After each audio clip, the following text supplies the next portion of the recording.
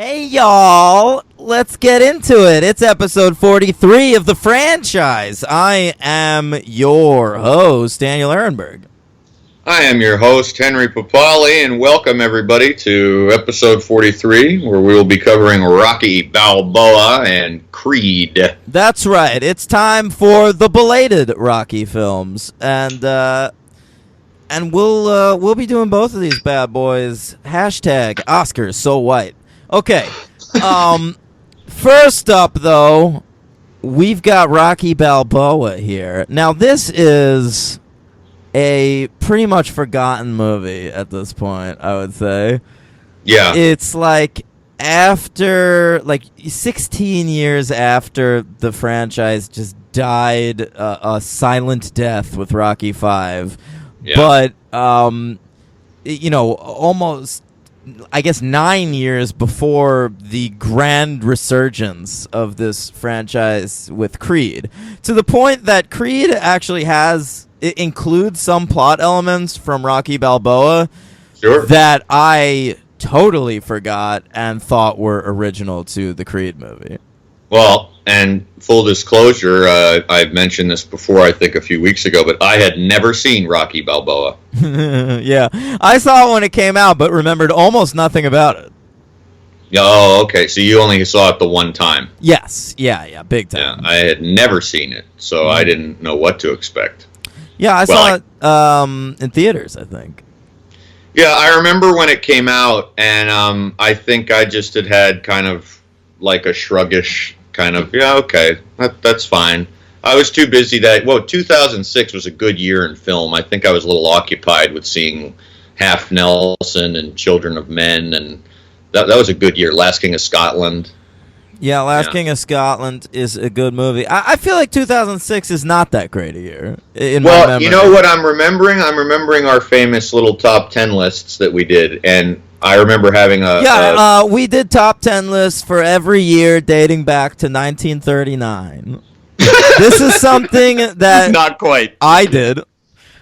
We started at 1970 together, and then we did a 1960 of the 60s, if you recall. So in the well, that's what we were supposed to do, but I did every year. Oh, good for you. Henry and I used to work at the Barnes & Noble in Union Square, and we famously got drunk and did nothing at that job. I speak for myself, but what we did, when there was downtime, we'd a lot of downtime. Yeah, there. We'd make top 10 movie lists for every singular year, and I remember struggling with 2006. That's why I bring this up. Oh, see, that's interesting. I remember struggling specifically in the aughts of 2009. That was a shitty year too. But 2006, I had a lot of good ones. I believe my number one movie that year was Little Children, that was on my list. which I don't even love that much. So for that to be number one, that had to have been a disappointing year.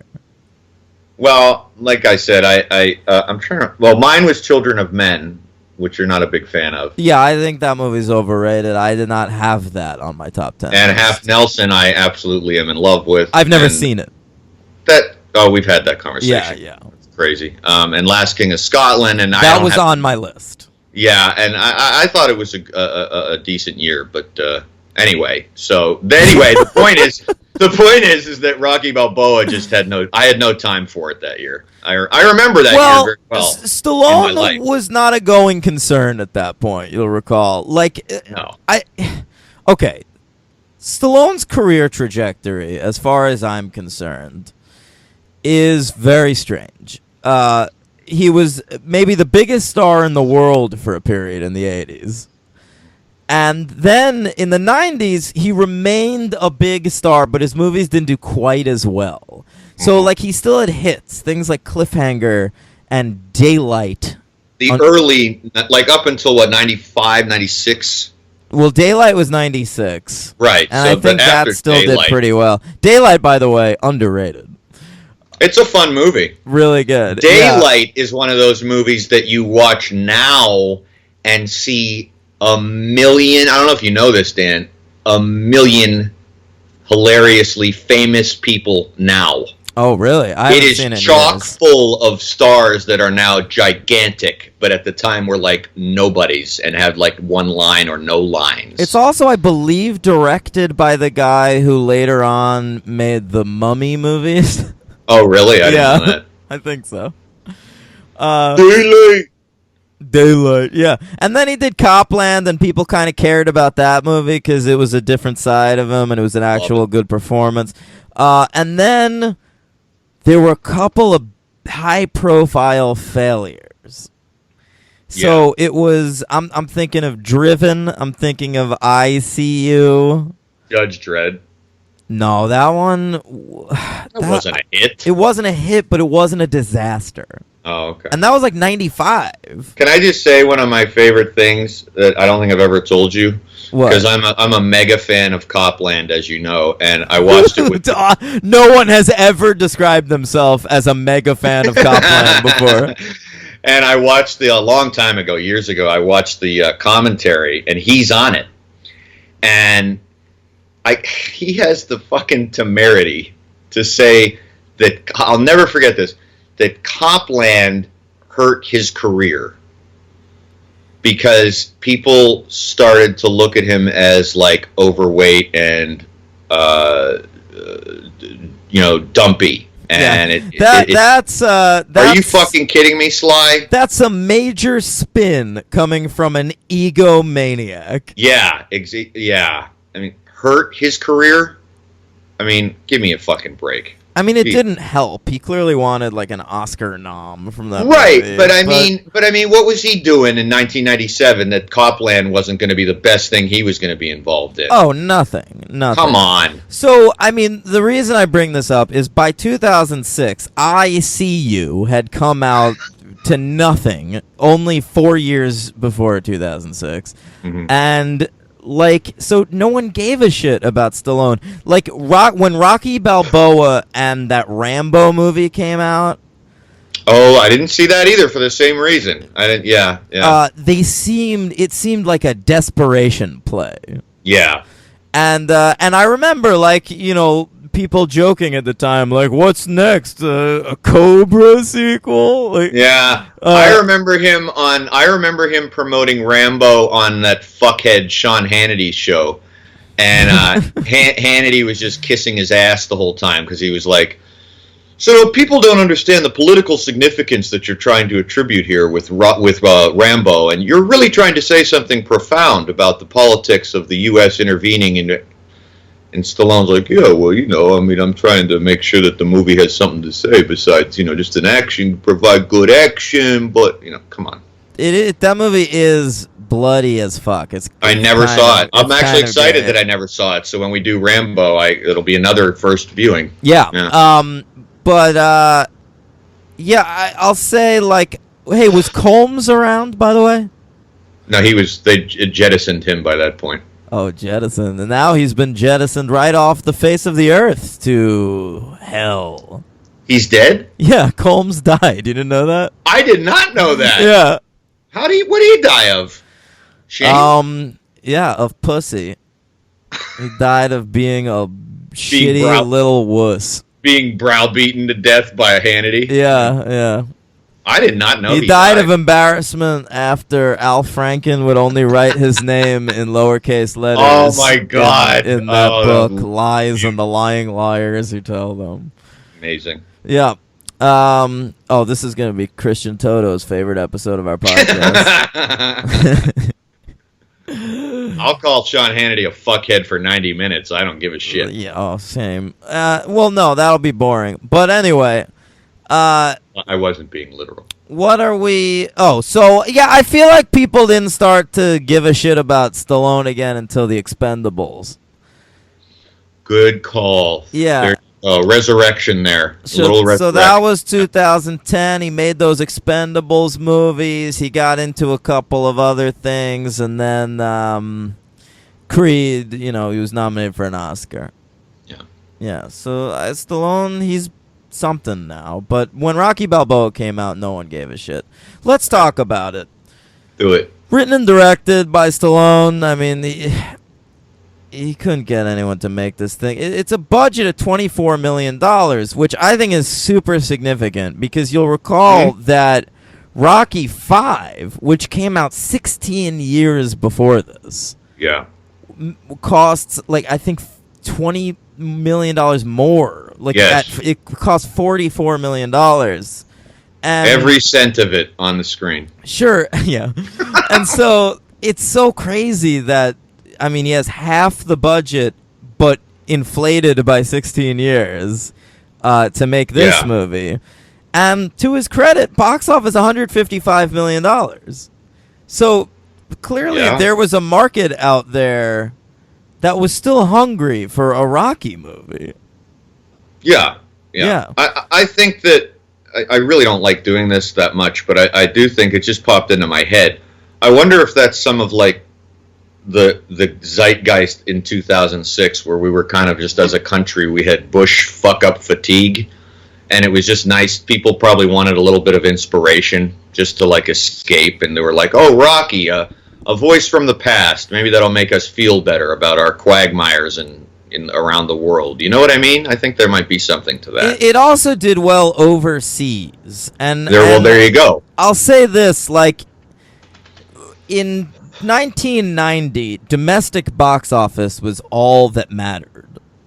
Oh, I didn't really know that. Yeah, and so right? now, these days, we really care about worldwide box office. Like, if domestic box office was all that mattered, they would never have made a second Resident Evil movie, and there are 6 of them. Yeah. Because they do really well in Japan and, like, Germany. Right. But, like, so, like, people overseas, like, that don't necessarily speak the language, they see, oh, Rocky? Yeah, I'll go see that. I love Rocky. Sure. Yeah. It's simple. And so Rocky Balboa makes $155 million on a $24 million budget, which is a huge hit. Yeah. But if you look at domestic box office, it was only number 38 for the year. Okay. Want to do that then? Yeah, it did slightly worse than Oliver Stone's World Trade Center.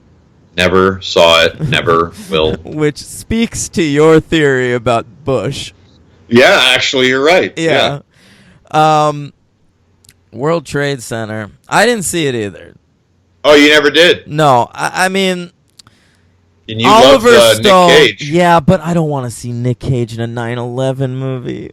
Yeah. Because Nick Cage, I want to see him go crazy. Like, I want to see Nicolas Cage play a vampire. That's what I want. I don't want to see him as a New York City firefighter. Right. Too boring. It's just because he wouldn't be good at it. Like, Nick Cage is an actor with a specific range. Right. And I don't think New York City firefighter digging through the rubble of 9/11 fits in that range. Or as a beat cop in It Could Happen to You. No, It Could Happen to You. How'd you like that? I forgot about that movie. Nice pull on my part. He wins the lotto on that. Splits it with the waitress. True story. Yeah, I remember that that ad being in a lot of comic books for some reason. Like, I have a lot of Marvel comics with It Could Happen to You ads in them. Sure. Yeah. The other movie I remember being like that is, remember Fire in the Sky? I saw it in theaters. Yeah, I have that in a lot of Marvel books. I still like that movie. I don't remember anything about it. You know what? I have that in a lot of comics. Who's in that? D.B. Sweeney? Yeah. I have that in a lot of my 90s Batman comics. Yeah, that makes sense. Yeah. Anyway. Before I came over to the good side of Marvel. Thank you. Yeah. Rocky Balboa. Yeah, I was responsible. Rocky Balboa did slightly better than Big Mama's House 2. Okay? Okay. A movie I have seen. I bet. Multiple times. I bet. Because one time I was in a motel and I watched it twice because it was on television. That's right. Big Mama's House 2. We'll have to cover that franchise. Yeah, we sure will. There are 3 of them, I believe. Yeah. And we haven't talked about Martin Lawrence yet on this show. For good reason. Although I guess we should maybe, if we're going to do a Martin Lawrence franchise, let's do Bad Boys. Right. Yeah. Wait, what do you mean for good reason? I never found him funny. Never entertaining. What are you talking about? I never found him funny. I never liked Martin, the show. The show? Nope. The show's great. Nah. Martin. Hey. Yeah. I even like a couple of those Martin Lawrence movies. Like? I gotta tell you, there's a soft spot somewhere in my heart for Blue Streak. Jesus. You're ridiculous. No. Blue Streak. It's an okay movie. Yeah, I mean, I was a Martin Lawrence fan, my friend. That also speaks to our age, I think. I'll tell you some movies that you would never see. I was way too old to like be in the camp where he was like a new funny discovery. Like it was not. Yeah, it's not like he was a discovery. Sure he was. He was a thing, man. Yeah, but I liked him on the TV show, and these were years after the TV show. Yeah. I saw him in Black Knight, where he goes back to the medieval times. Yeah, I know. Never saw it. I saw him in Rebound. Never saw it. He plays a basketball coach. He was all over the place. I saw his stand-up film, Run Tell Dat. I remember that. Yep. Yeah, Martin Lawrence. Speaking of black stand-up comedians, can I give a quick shout-out to the new Dave Chappelle Netflix? Is it good? I haven't watched them yet. Great. Okay. There's two of them, as you know. Yeah. I like the Hollywood one better than the one in Texas, but they're both fucking hilarious. Okay, yeah, I gotta watch those. He is on point. Yeah. Yeah. I mean, as always, I don't think Dave Chappelle's one of these guys. Like, if his shit wasn't up to snuff, it'd never see the light of day. I agree. Yeah. Yeah, he's great. I mean, that's why Chappelle's Show season 3 never came out. That's right. Yeah. Anyway. Rocky Balboa. Balboa. So do you want to do I know we covered 2006 when we did Superman Returns, so we probably already did the top 5 movies, probably, right? I don't think we did, but I don't want to. Like, there's other 2006 movies. We'll do them when we, Okay. Yeah. Like, because I always look to see if there is a franchise that we haven't yet covered in the top 5. Mm-hmm. And there is. So we'll get to it. All right. I thought we did them anyway, but okay. No! Yeah. I don't think you remember, but that's okay. I don't know. You have no idea. I'm sure we did it. Okay. Who cares? Listen, all right. The week we did Superman Returns, I had a little hissy fit. So I don't remember. That was our only on-air, like, kind of almost actual fight. Oh, we came to blows. Yeah. And I was trying to calm you down, and you were not having any of it. No. You were angry. Yeah, so listen to that episode. That episode started out perfectly because we did Superman 4. The Quest for Peace. I really like that. Time. Yeah. Yeah, we had a great time, and then Superman Returns came up, and we just went at each other's throats. Oh, yeah, but that episode's worth it for our John Cryer impressions. Absolutely. And Mark Pillow coverage. Sure. All right. Rocky Balboa. Yeah. Now, listen. This is a movie that is just nostalgia. Okay. I think you're going to be... What do you think I thought of this? I think you loved it. I did. I did. I absolutely loved it. And I got to tell you, I was dreading kind of watching it because Rocky 5 really got me sick of it. I was actually, after Rocky 5, I had kind of wished we were finished. I didn't want to... I of course loved, Creed, but because I had seen it already. But I was done. I was like, I really got to watch this. All right. And then why don't you take point on this one? I loved it. Give me the plot. Rocky is running a restaurant called Adrian's. He's a little we see him that he hasn't boxed since 5. I thought you were articulate, Henry. We were talking about that earlier. Let's pick it up here. Stop thumphering over your words. Jeez. Sorry, my elocution teacher. All right, yeah. Adrian's is a restaurant that exists. I thought it was invented for Creed, but it was not. Adrian is dead. Okay, I guess I'm not taking point. Go ahead. No, you are. She died of cancer, right? She died of cancer in 2002, which I calculated for absolutely no reason made her 52 years old. Adrian died in 2002. I thought that was Sylvester Stallone's career. I think there was a simultaneous collapse there. I noticed it on the tombstone. Oh, sure. That's why. Yeah. He's estranged from his son, though not Paulie. He's still there. Ugh. And Rocky owns a restaurant where he kind of goes around and just talks about his old stories to people, and it's a successful enough restaurant. Seems to be doing just fine. And I want to get into something really quick about that type of restaurant because I've been to something like that in my life, and I don't know if you have. It's kind of fascinating, but we'll come back. I did. I went to Pete Rose's restaurant in Florida. Oh, well, there you go. Was he walking around schmoozing the tables?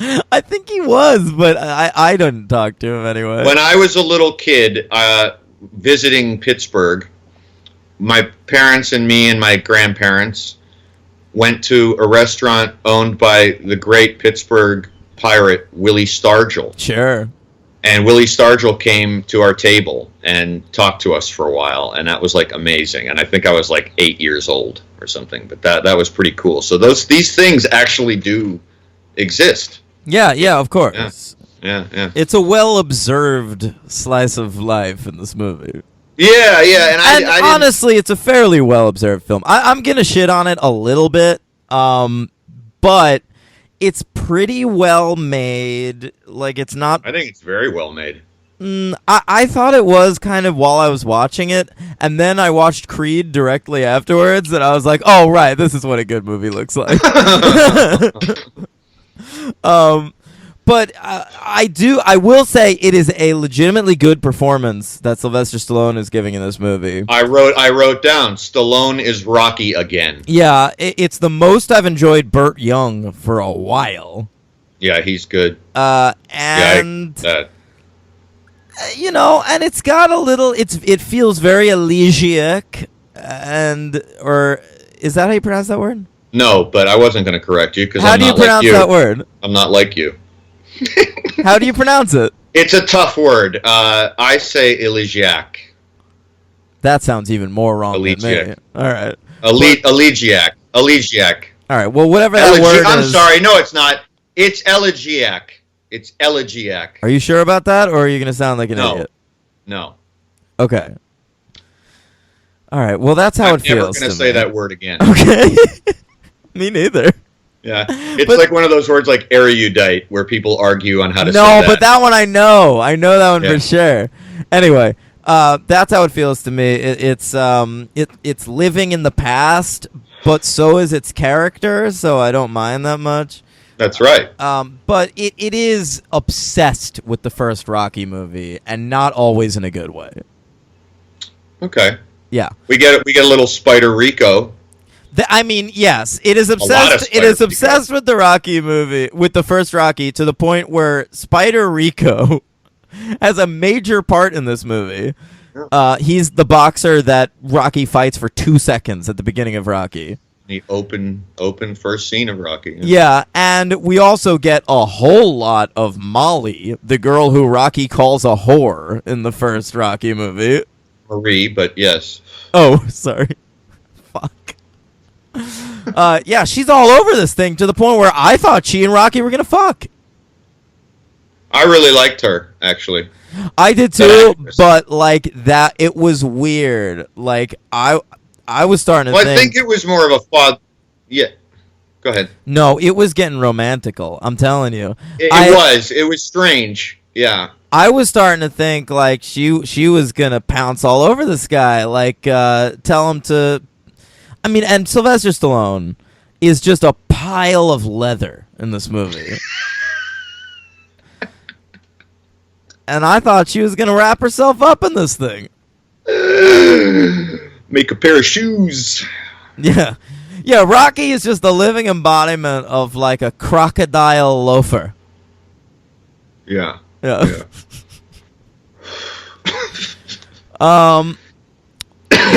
So what else happens in this movie? Well, so he sees a matchup on TV. There's this fighter with the very strange name, and I couldn't find anything about why they chose to call this black man Mason the Line Dixon.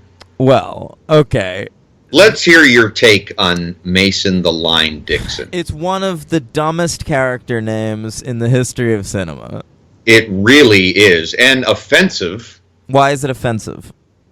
Oh, gee, I don't know, because south of the Mason-Dixon line, we have slavery, you know? Like, so what is it? Think about that. You didn't? No. Well, it's the first thing I thought of. I mean, that's what it means. Mason the Line Dixon. And I'm like, well, what the fuck does that even... What are they trying to even say? It's very odd. I don't know that they're trying to say anything. I feel like Stallone was trying to come up with a name, and he was he didn't know the history of the Mason-Dixon line? I think he was just like, the Mason-Dixon line, that's a thing. It could be Mason the Line Dixon. Oh, yeah, it was a thing, all right. Yeah. Wow. Yeah, it's bad. Like, it's the kind of thing, like, I could just as easily see Sylvester Stallone naming a character Prime Meridian.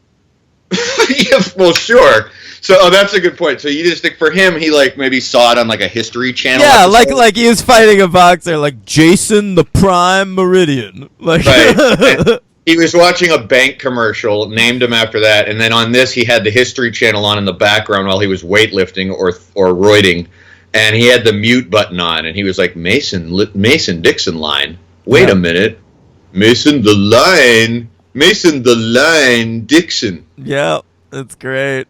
I mean, I don't read too good.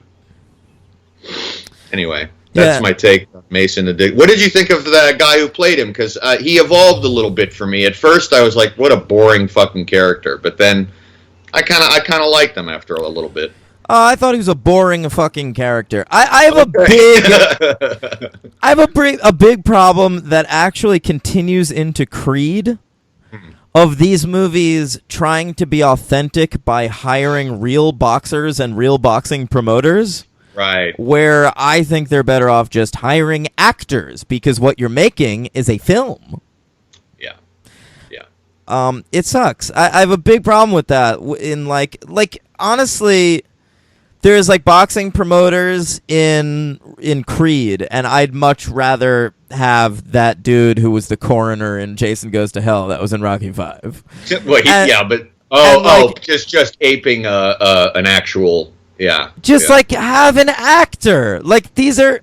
Why do you need a real boxing promoter playing a boxing promoter? I don't know. Just have a fucking actor. I don't know. I don't need Antonio Tarver, a real boxer, playing Mason the Line Dixon. He has no charisma. Get Carl Weathers. You get Carl. I mean, who can you have? Like, when is this? Like, a few years? In 2006? Who could you have hired to play Mason? Well, he the wanted Line Roy Dixon? Jones. He wanted Roy Jones Jr., another boxer. No! Stop it! Yeah, I know. Stop it. Yeah, I'm with you. Well, I'm with you. They should have learned their lesson. They could have gotten like Idris Elba in 2006. That's very true. And the other thing is after coming off of Carl Weathers, Mr. T, Dolph Lundgren, three great antagonists, then they get the real boxer Tommy Morrison, and that's terrible. Yeah. And then they didn't learn that. They learned a lot of lessons from 5. They did. Didn't repeat them. Because honestly, Rocky Balboa is what Rocky 5 should have been. And was kind of trying to be. Rocky 5 was trying to be like a throwback movie to the first Rocky. Right. And this is doing the same thing. And it's a better movie than Rocky 5. Oh, please. Yeah. We'll get to the rankings. Yeah. Oh, that's true. I haven't done my rankings yet. You didn't? No, Oh, but I ranked, can come up with it on the fly. I ranked them, and I ranked all the montages, too. Oh, God! Fuck! All right. I one-upped you here this week. You did. It's okay. I'll help you. Thank you. Can I give a shout out? Because I've been praising this guy since the first episode. I just want to. It's part of the whole discussion. Okay. Because it's a good part of the movie. I'm not done with Mason the Line Dixon. Okay. Go ahead. Do you mind? No, not at all. I'm not done talking about this name yet. Well, now that you have my information on the name, that should help you even more. Yeah, well, I know. But I just want to, take this literally. Take this literally, okay? This is a boxer whose nickname is The Line. That's his nickname. That's the part that comes in quotes. Right. So what you're telling me is this is an actual man named Mason Dixon. Right. And so this is a black man whose parents' last name was Dixon. Mm-hmm. And they named him Mason. Yeah. And then he didn't want to distance himself from this. He owned it, became a boxer, and made his nickname The Line. The Line. It's crazy. Yeah. Well, that's what Stallone named him. So it's insane. I mean, The Line. Mason. It has. I don't even know what it means. Dixon. Like, what would it mean in boxing? No, he might as well just be called Mason the Raging Slave Dixon.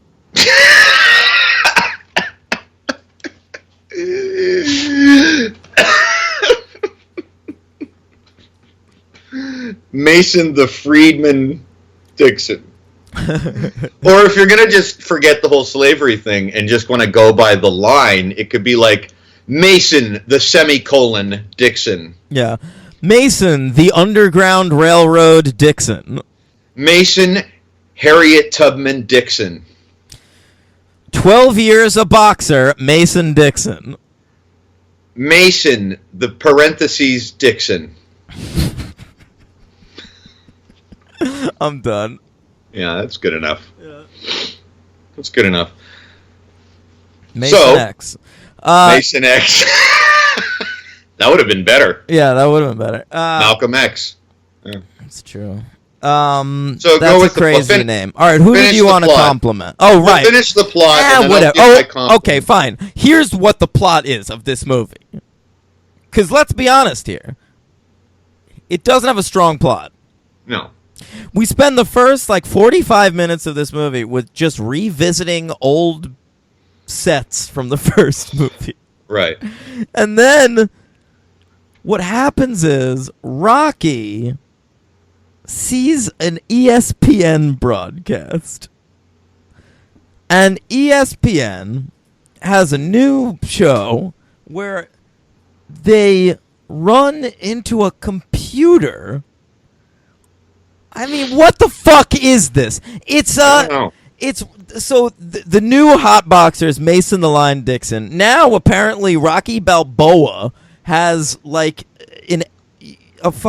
he's remembered as the top boxer of all time. And by the way, Mason the Line Dixon is we are given, I got to say, this is a real weak spot of the movie for me. We're given pretty much no reason why this guy is so hated and disrespected. I mean, they say that because he only fights chumps, but there's no evidence why this man is so maligned, right? He's just everyone hates him. They don't root for him. He's just, in every scene in the beginning, he's just I don't get any respect, and the trainers don't nobody likes this guy, but he doesn't have a Mr. T type persona, so there's really no... He has no persona because he's played by a boxer. Well, right, but it's not helped by the writing. I mean, they don't even try to give him anyone a reason to really... Yeah, I mean, they say he's they call them non-fighting champions, where if someone's a champion and they don't want to take the hard bouts, which is what they said about Rocky and Rocky 3. Yeah, right. You want to be a fighting champion. So, I mean, they have this weird thing where they guess who would win in a fight, Rocky Balboa in his prime or Mason the Lion Dixon. And then they enter it into a computer, a supercomputer, on ESPN, and we see this shitty animated version so bad of Rocky fighting Mason the Lion Dixon. You know what it looks like? What? You know when they do like those recaps on like Japanese news broadcasts of news stories? Yeah. It's horrible. And it really is. And Rocky wins. And we're supposed to, and ESPN just takes it like, well, that solves it. Our supercomputer says Rocky would win. Yeah, it's like Minority Report. It's insane. It's a fight that hasn't happened, but they think it would. Yeah. Can I just say also before I give, I'm just going to, let me get my shout out of the way, because then I want to comment on something really funny that I noticed. Tony Burton comes back with a vengeance.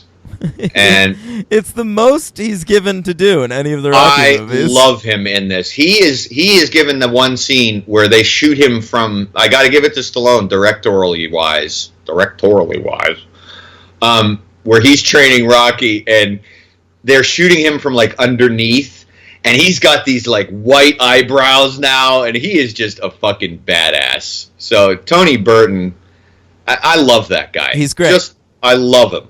Mm-hmm. I wish he would have had a better, been picked up a little bit more for stuff. He's just great. Yeah, it's true. He's one of those actors, one of those black actors that should have had a better career. I mean, Kubrick put him in a movie and didn't do much there, but, Tony Burton. It's crazy how in hindsight I realize how much better careers actors should have had. I mean, we'll get to it. But in Creed, like Felicia Rashad from The Cosby Show is giving a dramatic role. Yeah. Why didn't Felicia Rashad have more to do other than The Cosby Show? I don't know. She's a good actor. Yeah, she is. Yeah. Yeah.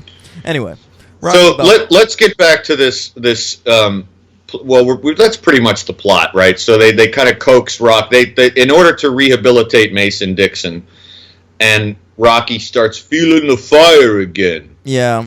They got him to fight, and it's a money maker for everybody because actually it's a charity fight. I'm sorry. It's an exhibition bout. Right, but it'll rehabilitate Mason Dixon for giving an old timer a shot, and Rocky still feels the fire. Right. So and it reunites him with his son, Rocky Jr. Milo Ventimiglia, who I'm surprised you haven't said anything about, because I have nothing to say about him. All right, let's get into it. Milo Ventimiglia, one of my favorite actors. I knew he would be. And I was just soaking up every moment of screen time this guy got. I've seen him in 2 direct-to-TV movies. That's really? It. What? Yep. I saw him in a movie called The Divide. Oh God! And I saw him in a movie that I mentioned on the Crank episode by those Neville Dean and Taylor. He was in that Pathology movie. Okay, Milo. You know him from Milo Ventimiglia, of course, is the great Jess Mariano from Gilmore Girls, and he's the best character on Gilmore Girls. Oh. The number one best. And he's great. And he speaks out of the side of his mouth, so he's been getting Sylvester Stallone comparisons his entire life. And so that's why he's in this movie. And he's really good in this movie. Yeah, he is. He doesn't get enough to do, honestly. Yeah. But he's good. And, he's also fondly remembered as Peter Petrelli from Heroes. He's currently doing, I would say, Emmy-worthy work on NBC's slightly overrated but excellent This Is Us. Mm-hmm. He's in all the flashback scenes as the dad. He's fantastic. He's like a legit great TV actor, and he'll work forever. And he's one of these guys where if he's in something, I'm far more likely to watch it. Hmm. Yeah. Okay, that's interesting. Yeah. I want to mention something that you were talking about, how it's been pretty much talked about in the movie that they've decided now that Rocky is like the greatest fighter of all time, right? So there's a little interesting thing, and it's the only time in the movie that I paused and rewound. Because when ESPN shows their records up on the screen, I noticed something a little interesting. Okay. I'm not a boxing aficionado. We've talked about this, but I do like boxing. I know a little bit about the sport. Rocky, not a very good record. Well, I thought that was realistic. I noticed this. Well, but here's the thing. It's realistic, but when you look at it's realistic and it's not realistic. It's realistic in that to have all that many losses. His record is 57-23-1. Okay. Yeah, people are referring to him in this movie as the greatest boxer that ever lived. Right. So when Muhammad Ali does not seem to be in the conversation. Exactly. Well, right, but I'm just saying. I mean, when you look in reality at records of people like Joe Louis, Rocky Marciano, James J. Braddock, keep going the list forever. 23 losses is not in the cards. But you got to think about it this way. For a while there, like Rocky Balboa in the first Rocky movie is supposed to be 34? No. How old is he supposed to be? I think he's supposed to be like 30, 29 or 30.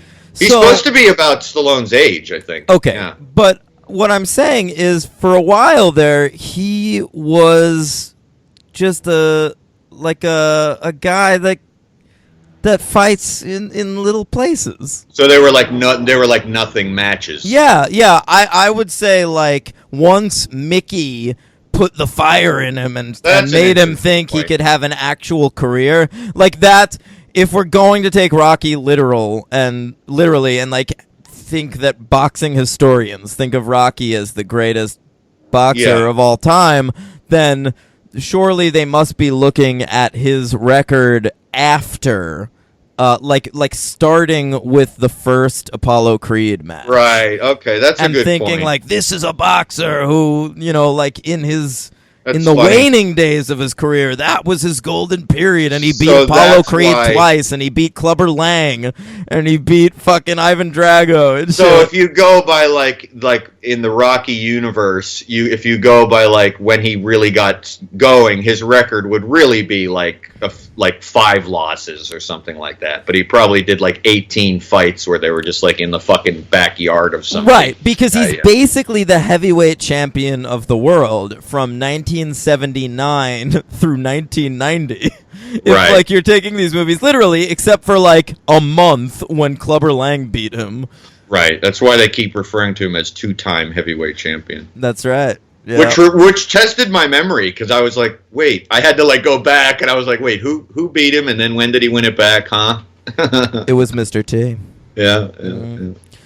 All right. Rocky Balboa. Did you like any of the okay, so Rocky, he is Rocky again, which means he's an exhausting character. And he's always being shit on. I wrote that in my notes. That got a little tiresome to me, but it's the character. But did you notice that? Like, it just seems like everybody in these movies is just always shitting on this guy. Like he goes into a bar and some guy calls him a name and he comes back out and they just like pick a fight with him. And first of all, you've got to be a really fucking stupid asshole to pick a fight. That was my favorite character in the entire movie. That guy's girlfriend. Who goes up to Rocky in the bar and is like, "Hey, can you buy me a drink?" And he's like, "No, I don't think so." And he's like, and she's like, "You fucking scrub! What an asshole! Get your hand off me, motherfucker!" Yeah, like, Jesus. Great. It was satisfying to go see him defend Marie's honor when he gets out of the van and he's like, "No, it's not okay." I was like, "Finally, Rocky! Finally! Don't take this shit anymore." Yeah. And he goes back and just kind of doesn't rough him up, but just scares the living piss out of him. I like that. Yeah, but I mean, I would hate Rocky so much. When he's walking around that Adrian's restaurant telling that tale of his fight against Apollo Creed. I mean, how many fucking times in his life has he told this story? Would you want to, if you were eating in that restaurant, would you just be like, hey, Rocky, it's great to meet you. I'm kind of on a date right now. Could you mind just kind of letting us be for a while? If I walked into that restaurant and saw Rocky Balboa, I would walk out. Yeah. First of all, if you walked into that restaurant, he's not the first thing you'd see. You'd see Paulie drunk at the bar, swearing at an old dog, and Spider Rico for some reason eating and like, then walking into the kitchen to do dishes. Yeah, I don't know if I'd want to eat at this place. Yeah, yeah, it's weird, and I'll tell you what. I mean, I love the dog, but this movie seems to think that the first Rocky, everything about it is iconic. Well, is that so wrong? Is the pet shop that he meets Adrian at iconic enough to revisit? No. But it works. Or like there's that part where he goes to like just a field of rubble and he's like, this is where the ice skating rink used to be. Oh, yeah. Jesus Christ, dude. Yeah, there's a lot of that. It's insane. Yeah, there's a lot of that. Yeah. I just can't even deal. Yeah. Yeah. I'm not he goes back to like Mickey's old gym and he like looks at the old sign and he's like, hey, Mick. Shut up, Rocky. Go home. Go run your fucking restaurant. Go drive home in your inexplicable rape van that you're driving around in. It's because he carries all the food. He has an unmarked white van in this movie. It's true. It doesn't even say like Creed. It follows through to Creed. Yeah, it doesn't even say on it like on the side like Adrian's. No, yeah, it is unmarked, and I am like, kids, stay away from this van. If a leathery, fucking broken-faced old boxer offers you candy, don't accept it. And he's 90 years old, so he probably only has Werther's Originals anyway.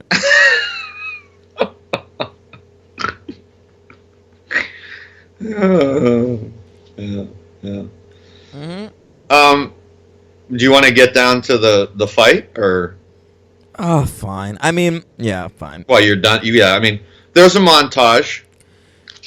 There is a montage. I loved it. It's okay. I feel like Stallone can't really do the stuff required of a great montage anymore. But I love the music. There's a little saxophone edition. Bill Conti's back. Yeah. Which is nice. I like this particular arrangement of Gonna Fly Now, second to the first one. All I think it's really good. You know, I'm the resident music critic here. That's fine. I know you're like, who gives a shit? Yeah. But I did like before the fight, Mason the Line Dixon saying to Rocky, I don't get scared. And in my head, I'm thinking, what are you talking about, Mason? You gotta be scared. You gotta hang out with your best friend, Frankie Fear. You see? That's Rocky 5. Shout out. Did you like Rocky's entrance music? Was Frank Sinatra's High Hopes? I kind of did like that. So did I. It seemed very Rocky to me. I loved it. Yeah. Yeah, and Mason Line Dixon's entrance music was 3-6 Mafia. Yeah. Academy Award winners. What'd they win for? The song It's Hard Out Here for a Pimp from the movie Hustle and Flow. I'm your favorite actor, Terrence Howard. I have a lot to say about Terrence Howard, and we'll get to it next week. The spoilers for the movie we're covering. Oh, yeah, okay. All right, yeah, I whatever. I liked the fight. I liked it a lot. It was fun. No, I thought it was a great fight. I liked right before the last round when Dixon says to him, "You're one crazy old man," and Stallone's like, "You'll get there." Yeah. And I just always like that kind of thing. It's the opposite of a Drago fight, which I also love, where it's just a villainous hate. I also like when there's like a mutual respect going on. I like that too, and I mean And we talked about that in the first Rocky, the great moment right. between Apollo and Rocky That's at right. the end. That's there ain't gonna be no rematch. Don't want one. That's right, and also in that movie when the music swells before the fight is almost over, and there's that great shot of Rocky getting back. I don't think I mentioned it. That's why I'm mentioning it now. Where Apollo just there's a shot of him looking at Rocky getting back up, and Rocky and Carl Weathers is just so great, and he just like looks at him with total disbelief and just shrugs. Now, you see how we're supposed to be talking about Rocky Balboa, and what we're actually talking about is how great the first Rocky is? That sort of encompasses this movie pretty well. Okay. Yeah. All right. All right. Wrap up? Yeah, let's wrap up. What do you give it? I'm going 4 stars. I'll give it 3. Okay. Yeah. Who's your MVP? Geraldine Hughes. Oh, she plays that whore, Marie. Yeah, I want to see her in other things, and I looked her up, and I probably never will. She's mostly in Irish stuff. Yeah, I'd like to, but I really liked her a lot. I thought she was good. You know who my LVP is? Who? Frank Stallone. He's not even in this one. Yes, he is. He's got a couple of songs. Yep. Oh, that's right. He does. Oh, he's my LVP, too. There you go. Good one. Frank Stallone. Who's your MVP? Obviously, Milo Ventimiglia. Oh, yeah. Right. Yeah. I have a superhero count. Milo Ventimiglia was Peter Petrelli in Heroes. Nope. I know, you don't let me count Heroes actors. But he is my superhero count. Oh, I know this. He is Wolverine in a bunch of animated X-Men shit. He is in Wolverine, and he is Spider-Man, he's in a Spider-Man cartoon, Spider-Man Noir. Yeah, now what this is it's sort of like that comic Spider-Verse that I gave you, where it's like 100 different incarnations of Spider-Man. Yeah. And so he plays Spider-Man Noir, which in the comics was sort of like a very dark film noir kind of Spider-Man. And finally, he was also in Gotham. He played a villain called the Ogre. Ugh, who could care? Yeah. But good for him. I'm glad he's on This Is Us now. Right. Yeah. But, so Milo, superhero count, yeah. Love Milo. I've really rooted for that guy's career over the years, and it's nice to see him on a hit show now. Okay. Yeah. And I will say my favorite line of his from Gilmore Girls right now. Logan says, "Send me a copy of your book," and he goes, "Yeah, I'll be sure to make it out to the blonde dick at Yale." It's great. Okay. And can I also say my favorite? It's the only joke that I wrote down, and I'm hesitant to say it because I don't like canned jokes on this podcast. Mm-hmm. But I'm very proud of this one. Rocky Balboa should have been called Rocky's Modern Life. Do you get it?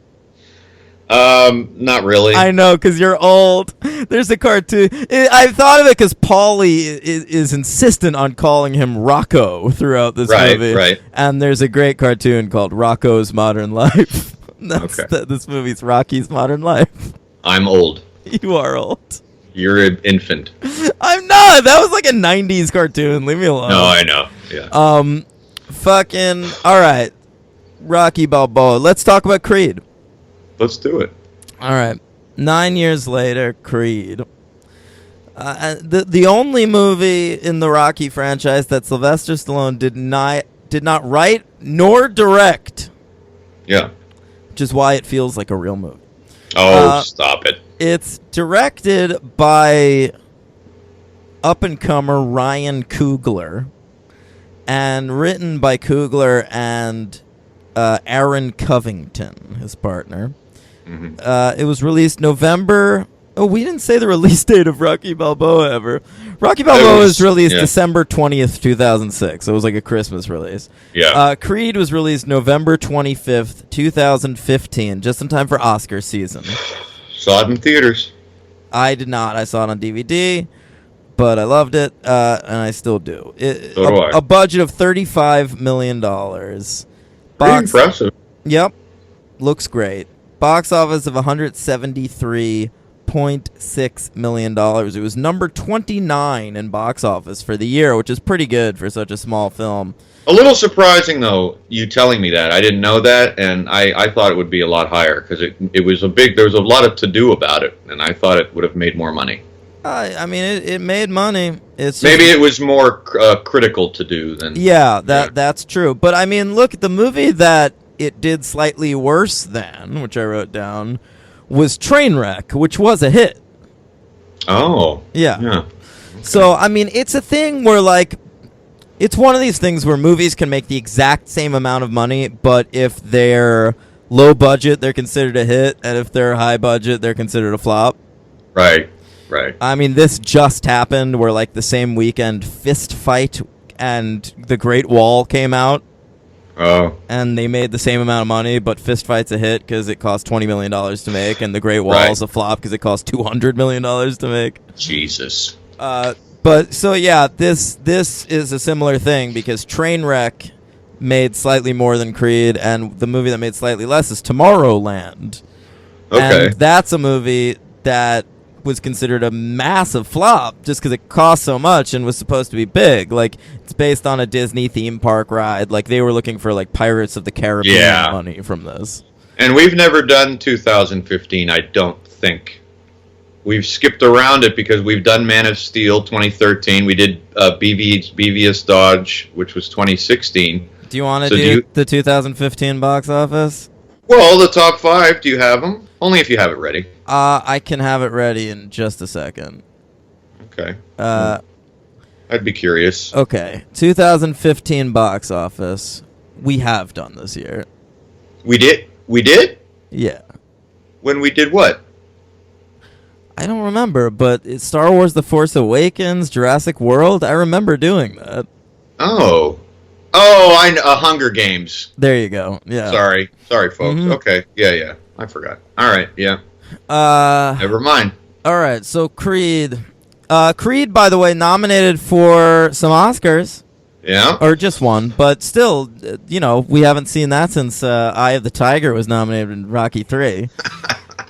Of course, this was the year of the hashtag Oscars So White controversy. So Sylvester Stallone nominated for Best Supporting Actor. Mm-hmm. He lost to Mark Rylance. Yeah, and as I recall, I remember when I watched those Oscars that Mark Rylance was really good in Bridge of Spies, but I remember thinking that the other 4 actors up, Stallone included, were more deserving. Whoever they were, I don't remember the other 3. But I remember being happy with Mark Rylance's win. Really? For Bridge of Spies, we should say. That's what I said. I said that, yeah. Oh. Yeah, I mean, do you want me to look that up? I'd be curious, sure. Okay. I'd be curious, like, who he beat. Okay, 2016 Oscars. We'll look up supporting actor, and let's rank the performances. Okay. That's fun. Yeah. Supporting actor. Let's see. Okay. We've got Mark Rylance for Bridge of Spies, Christian Bale in The Big Short, Tom Hardy for The Revenant, Mark Ruffalo for Spotlight, Sylvester Stallone for Creed. What was the second one? Christian Bale. No, I'm sorry. The next one? Tom Hardy. That's who should have won. Ugh, he'd be number 5 if I'm ranking this. No, I know you hated that movie, but he was fucking awesome, and he should have won that. So whatever. I remember all those great moments. Yeah, you're that guy who didn't like that movie. I still don't know who Tom Hardy is. Are continuing. I love it. Yeah, and maybe you never will. I don't think I will. That movie's such a piece of shit. Best movie of that year. That movie's a legit piece of shit. It's Like, the I know legitimate best movie your of that year. 2014 favorite movie is Birdman or The Unexpected Virtue of Ignorance. And I mean, but I could go with a couple other I congratulate you on your ignorance for making that movie your number one movie of the year. But that's a movie I saw and felt had its moments. Yeah. The Revenant is straight up a piece of shit. Love it. Ugh. Loved it. I liked it much more than I liked Birdman. Yeah. Or The Unexpected Virtue of Ignorance. Right. Yeah. Right. But also that was a tough year because Sicario was also that year, which was... I mean, that wasn't my number one either. That was my number 2. What was my number one in 2000? Wait, I are we don't talking about know. 15? Yeah. What was my number one movie of 2015? Oh, I know. It was The Hateful Eight. Oh, well, yeah, that was in my top 5. But Yeah. yeah. Anyway. Okay, yeah, whatever. So Sylvester Stallone nominated for an Oscar. Michael B. Jordan not nominated for an Oscar. Not fair. That's crazy. Yeah, not fair. Now, Michael B. Jordan, I have a theory. Yeah, you really like this guy. I think he's the number one best actor in the world in his age bracket. What's his age bracket? You know, like late 20s. Really? You Yeah. think he's the... Okay. I would not go that far. But okay. Who's better? Oh, I don't know, man. I'd have to think about it. That would be some... That'd be some dead air here. I for a think while. I would listen to your argument if you want to bring up Miles Teller. I was just going to say Miles Teller. Yeah. I would hear you out. Who was in an equally great boxing movie last year called Bleed for This. I haven't seen it yet. It's great. Miles Teller, yeah. Yeah, okay. I just haven't seen Michael B. Jordan in enough. I mean, I loved him in Fruitvale Station, Ryan Coogler's first film. Yeah, Ryan Coogler, who made Creed, had previously made Fruitvale Station, which is A hell of a debut. A really incredible movie. And Michael B. Jordan stars in that as well, and is, I mean, so great. Yeah, he is. Yeah.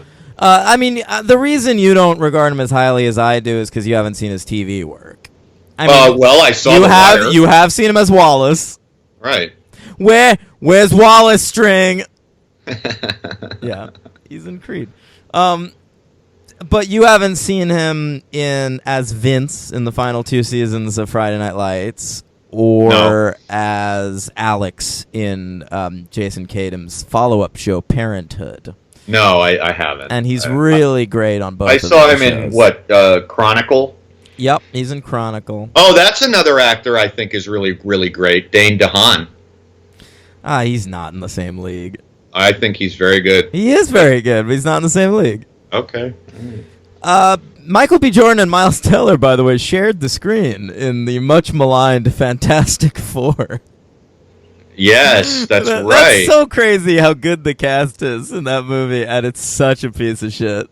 Yeah, I couldn't get through it. I couldn't get through it. I'm actually looking up Michael B. Jordan right now, and I just simply haven't seen him in Well, you know what? They were also in. They were together in that movie, That Awkward Moment. Oh, really? Yeah, I think the moral of this story is Michael B. Jordan and Miles Teller should not be in movies together. Maybe not. They're both great unless they're together. They're too good. Yeah. They're too good to be together. Yeah. I don't know, man. Yeah, that's what it comes down to now that I'm looking at his filmography. I just can't judge him yet. I've seen him in 2 fucking movies. What am I supposed to do with that? Right. You know, So give me the plot. Oh, you want me to do the plot of Creed? I thought you would want to do it. Nope. Tell me You're about such a big... Tell me about Adonis Johnson. All right. Well, he is the illegitimate son of Apollo Creed from Apollo Creed's philandering, of which we were never given any indication that Apollo was that kind of guy. I gotta say. Makes sense. To you, it did. Yeah. Yeah. Okay. I had to struggle with that. It kind of upset me. Upset me for a little bit. I thought he was kind of. Well, his name is Apollo Creed. He's a showboat and a half. And I mean, no famous boxer in the 80s was faithful to their wives. all right, good point. You know, just be Fine. glad he wasn't raping out there like Mike Tyson. Good point. Good point on several points. Yeah. So he is a troubled youth, Adonis, Donnie Johnson. He goes by his mother's name, and he's a fighter. His And mother he's in played juvie. by... Oh, wait, we never find out his... No, I'm not there yet. Oh, sorry. You asked me to do these plots. Fucking do it. So he's picked up years later by Marianne, the wife, the widow of Apollo Creed from Ivan Drago's slogging of him, and she takes him under his wing, and he's living the good life, and he turns out to be like a successful, what is it, like accountant, or I don't know what he's doing in that office, but Something like that. But I love that cut where he's boxing in Tijuana at the beginning of the movie. Yes. And then it cuts to him in an office, and at the bottom of the screen it says 12 hours later. Yeah, I love that too. Brilliant. I love that too. Yeah. And he gets like curious about his father. You know, even though he wants to distance himself and keep like his name, he doesn't want to be overshadowed by it. He wants to make it as a boxer on his own. So, but he does That shot of him watching the old, like I believe it's the fight from Rocky 2 between Apollo and Rocky. I think you're right. And Yeah. he's like standing in silhouette against the Shadow screen, boxing it. literally shadow boxing in his it's father's great. shadow. It's I great. mean, this movie, it's gonna like. I think this is the hardest movie to cover on this podcast since Chinatown, because it's that good. Wow. Yeah. Bold statement, City. Yeah. Go on. Yeah, I don't know if I agree with that, but I mean, Back to the Future, although it was funny. That was So before Chinatown. Yeah, no, I know. Oh, you said since Chinatown. Yeah. Okay. Yeah. You might maybe. Yeah. So obviously, his mother sees his bruises, and he tells her he wants to fight. She disapproves. He decides to seek out his dad's old buddy / nemesis, Rocky Balboa, and he goes to Philly. And steps into Adrian's, which is still around, still kicking. And he immediately starts to call him Unc, which I think is very funny, and I like that touch. Yeah. And I love the relationship between the two of them. It's just so well developed, and it's that first scene with them meeting in the restaurant is great because he's like not showing all his cards, Adonis. Like he's not telling Rocky everything, but he knows so much that Rocky's a dummy, but he's not a dummy when it comes to his own boxing career. And that scene was so rewarding after watching the first 6 movies because there are so many very specific references. Yes. And like if you don't get them, like when I saw Creed, I hadn't watched a Rocky movie in like a decade, so like it didn't matter. Like it was still a great scene, but it adds to it. It really does. That's a really great point you make because I hadn't seen them in years either, and it really was. I have to say, I don't want to like tell people go back and watch all the Rockies to appreciate Creed, but you really would. You really would appreciate it more. It's beautiful. And I think Michael B. Jordan makes Sylvester Stallone a better actor. I think you're right. Well, that's the old saying, isn't it? That, you know, a great actor on screen makes the other actors look good because Sylvester Stallone has raw talent as an actor, but he tends to coast.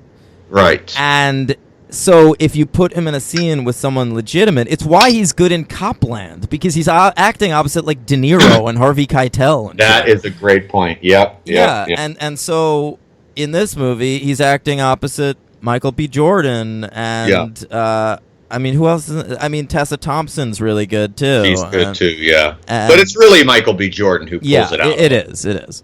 Yeah. So basically, Stallone's reluctant to train him because he still feels guilt over not throwing the towel in, which I mentioned last week. Could have basically saved Apollo's life, but They just every scene they have together. I'm thinking of the scene in the jail cell when Michael B. Jordan punches that rapper in the head. Yeah. I'm thinking of the scene in the restaurant. I'm thinking of the scene when Rocky gets diagnosed with cancer in the locker room. Beautiful, by the way, which could have been so cliche and shitty.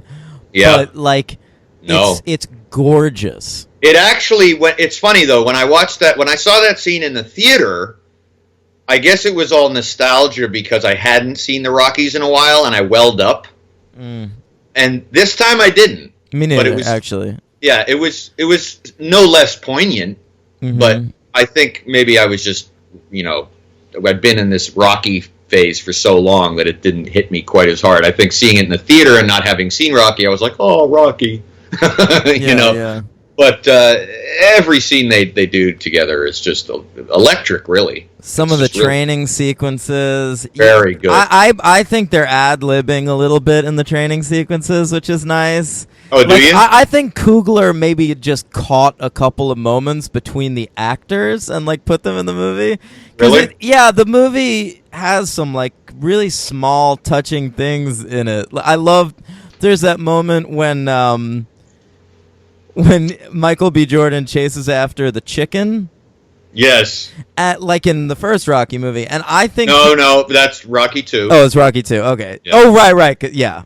Okay. So I feel like that was supposed to just be a nod to the early movies, but Michael B. Jordan caught the chicken really fast.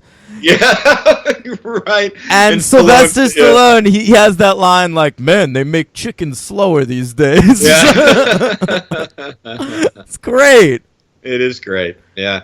I want to talk really quick because I made some notes about something we haven't really talked about since maybe the first movie, which is the cinematography.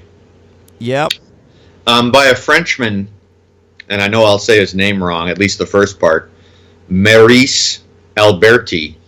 And he's got some great credits to his name. Like what? They're going to surprise you. Did you look him up at all? No. Okay. Crumb. He shot Terry Zwigoff's great documentary, Crumb. Wow. He shot The Wrestler. That makes sense. He shot When We Were Kings. Oh, interesting. The Muhammad Ali documentary. Yes, and he shot one of my favorite Richard Linklater movies.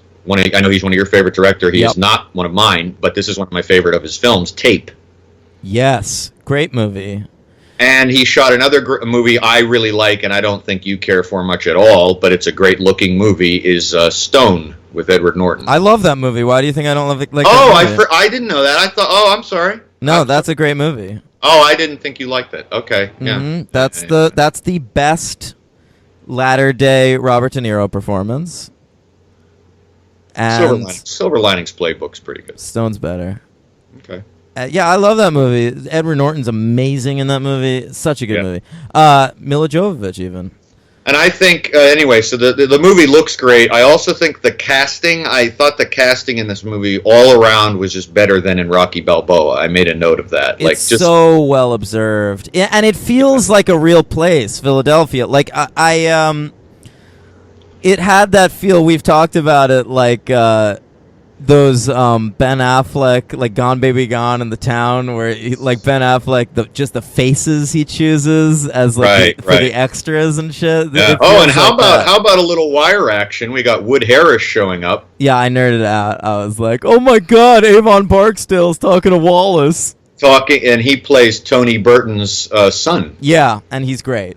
Wood Harris is such a good actor. Yeah, there are a lot of good actors. I mean, we mentioned Tessa Thompson briefly, but she is probably the third lead of the film, so she should be talked about more. She's his love interest, who is a musician who is slowly going deaf. Yeah. Which is an interesting choice for the movie, and which also could have been bad. That could have been handled. Bad, but I love that they gave this athlete a love interest who is an artist in her own right, but in a more creative field. And and Tessa Thompson's a really fantastic actress. I've been a fan of hers dating back to her role on Veronica Mars back in the day. Now I'm looking her up because I'm not sure if I've really seen her in too much. And she's currently in Westworld. Oh, that's right. That's right. That's right. Mm-hmm. Yeah, she's great in that. She's fantastic. Yeah.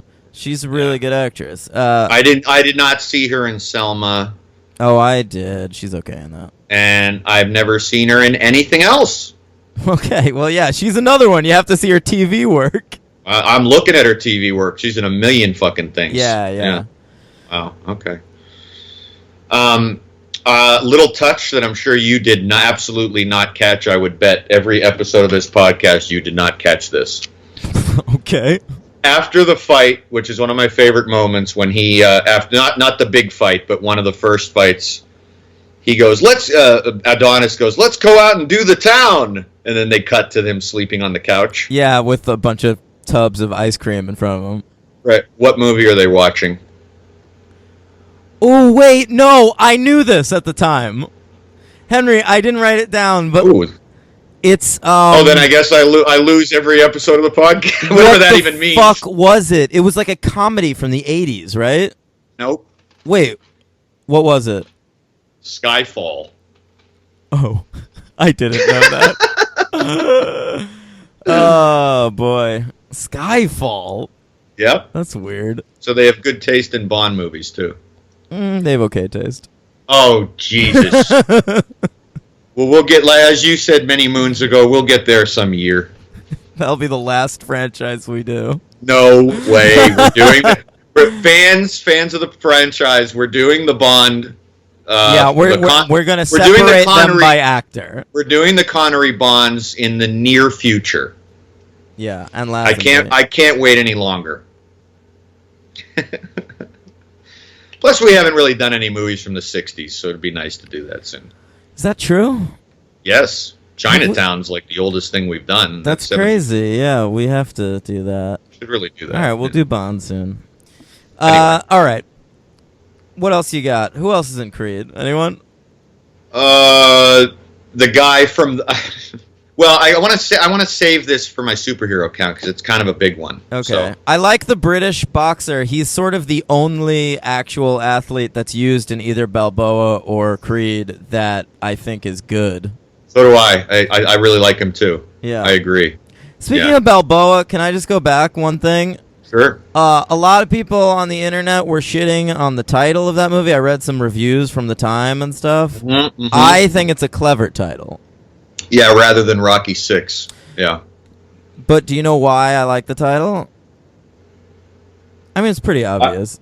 Why do you like the title? Because I like that it's about the heart of the movie is the father-son relationship, and his son's name is also Rocky Balboa. Oh. So the title can be taken to mean both of them as one. Wow, you went deep. I really think that's what was the intention. Really? Yeah. The son isn't given much to do, though. I mean, he's not given enough to do, but I mean, that to me was the thing I was most interested in the film, and not just because Milo Ventimiglia was the son. Right. Yeah. Okay. All right, back to Creed. What else you got? So, well, the big fight at the end, I got to tell you, what I did like was that I forgot. I really didn't remember if he wins or loses at the end. He loses, right? Right. Yeah. Just like the first Rocky. And I didn't remember that. I thought, maybe they took a different take and that he wins. I just couldn't remember. But it's another great moment when there's a lot of venom spewed by this. Did you like the touch that this boxer's going to jail?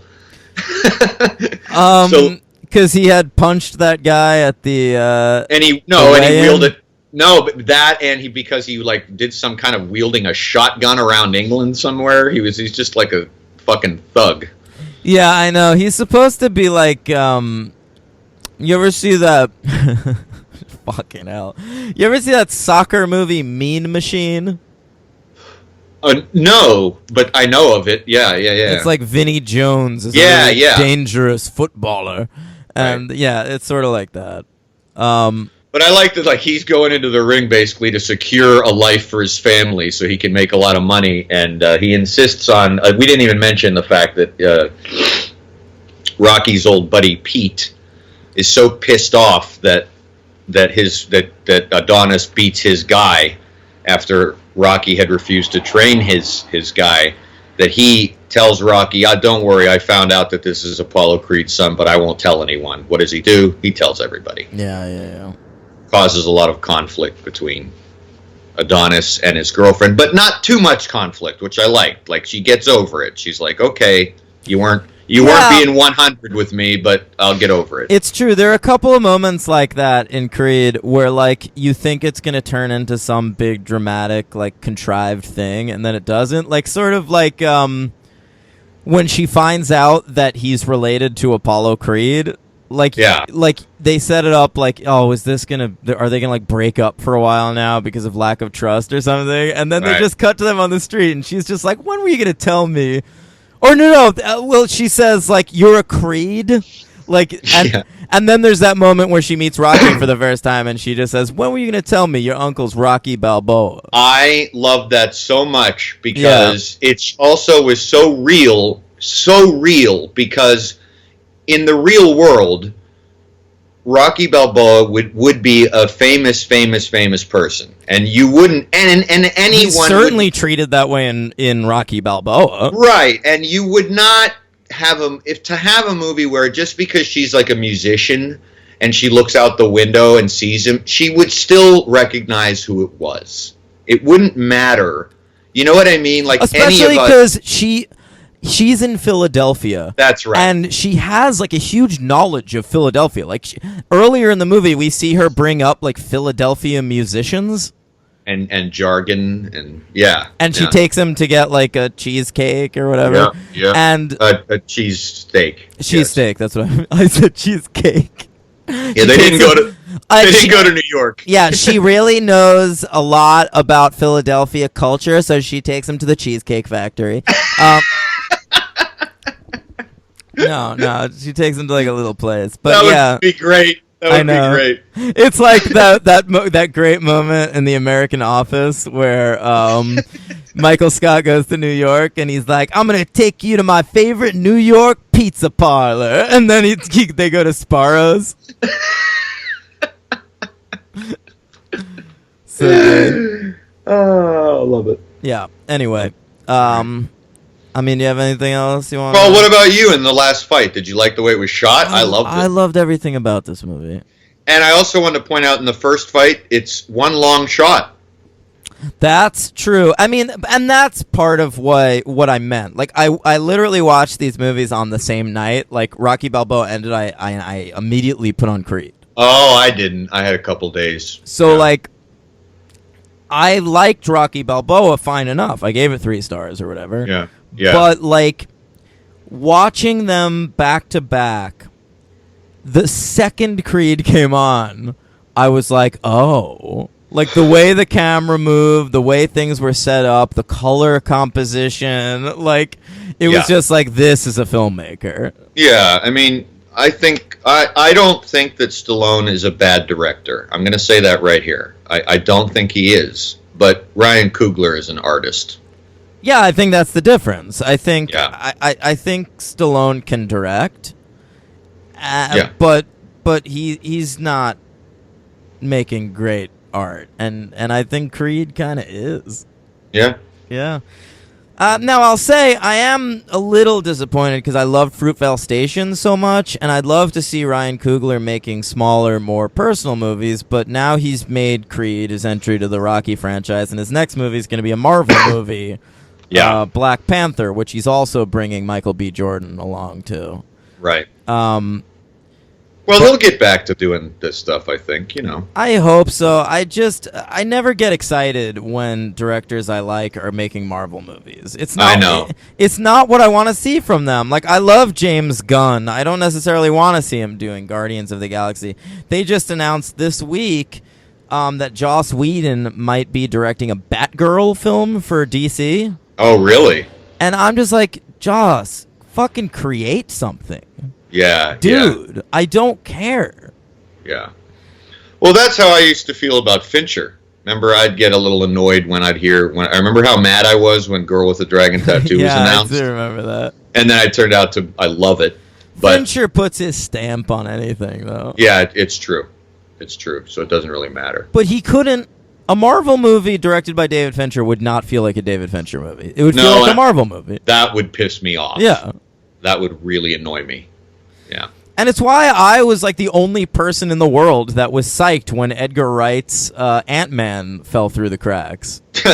Because I would so much rather him make fucking Scott Pilgrim or the World's End than Ant-Man. Right. His next movie, Baby Driver, I'm really fucking excited about. Oh, okay. All right. Anyway, Creed, I'm going to give it 5 stars. So am I. Okay. MVP? Michael B. Jordan. Same. I don't have an LVP. I don't know. I'm going to give LVP to not the British boxer, but the other boxer that we're supposed to take as important. The first one? The black fella that he fights. You know what tatted up? No. No. There's another one. I don't know. The Does he fight him? boxers. Whatever. The LVP is hiring athletes to act. Stop it. Okay, fair enough. Now, we got to rank the montages and the movies. Or do you want to give my superhero count first? Give your superhero count. I got 5. All right. Well, Michael B. Jordan is the Human Torch. Yep. And he's in Black Panther. Well, he will be. Yeah. He will be Eric Killmonger. Oh God, his last name is Killmonger. I guess he's the villain. That's stupid. Who else? You're gonna love this. This will be your favorite thing in a while. I'm ready. He's also credited in the Justice League cartoon, Michael B. Jordan, and guess who he played? Oh, I know this already. Listen, well, I'll have you know, it's a Justice League cartoon from after 2010. Because DC changed their Token Black character. If it was before 2010, Michael B. Jordan would have played the Black Green Lantern. That's what I thought. But since it's after 2010, he's Cyborg. You got it. Of Bingo. course. Yeah. Tessa Thompson will be playing Valkyrie in the upcoming Thor Ragnarok. Which is great casting. Love it. And I can't wait for that. That's colorblind casting, by the way, so some nerds on the internet are going to be pissed off about it, but I think it's great. That's great. And I can't wait for that movie, mainly because I think it's going to be a Hulk movie. Yeah, me too. I'm so excited for that movie. The casting, everything about the plot I've heard is so good. Me too. Wood Harris was in Ant-Man. He played one of the crooked cops. That's right. I kind of remember that. One of my favorite... I caught this one. This was not one I had to look up. Richie Coster, who plays the trainer of the bitter trainer. Paul. Or Pete. No, Pete. Yeah. He was in The Dark Knight as the Russian who, my dogs are hungry, who the Joker lights on fire. That is a great scene. Yeah. It's a great sequence. I'm not surprised you got that one. Yep.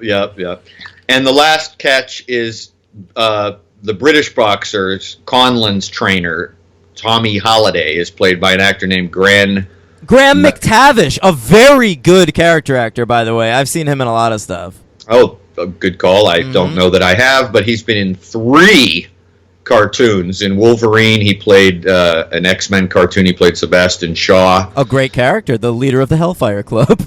Yep, and in an Avengers cartoon and in a Hulk versus cartoon, he played Loki. Oh, how about that? Okay. So there you go. Yeah.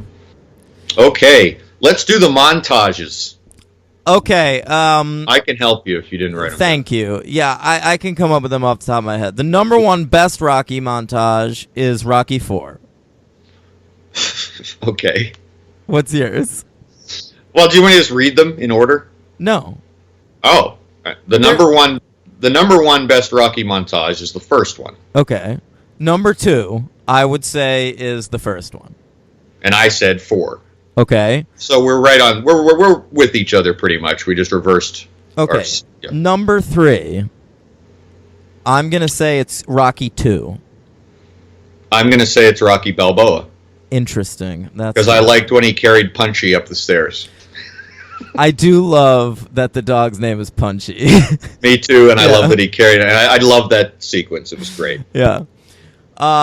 Number 4. You're going to say Rocky 2. Number 4, if there really was a montage, I'm going to say Creed. I'm also going to say Creed. There was a montage, and I'm going to say this. There's only 2 silly moments in Creed. The bikers.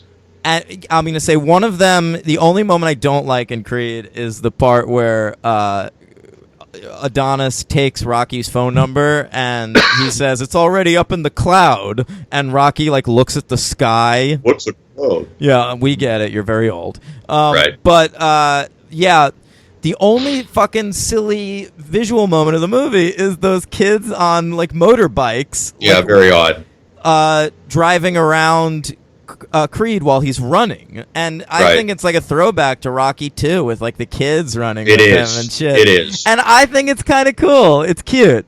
Well, if you're going to make a serious Rocky movie and you want to do one cheesy moment, have it be in the montage. I'm into it. So that leads us to the number 5 best montage, which really is a good montage, but it's Rocky 2. But I thought you would give Rocky 2 a lower grade on the montage because of the kids running. Right, but I like right. everything else. I love Apollo training in that one, so it's a little high. Number 5 for me, I'm gonna say is I'll go Balboa there. Okay. Yeah. The number 6 montage is Rocky 3. Same. And number 7, Rocky 5. Of course. Okay. Now let's rank the movies. Here we go. The franchise is being ranked. Uh-huh.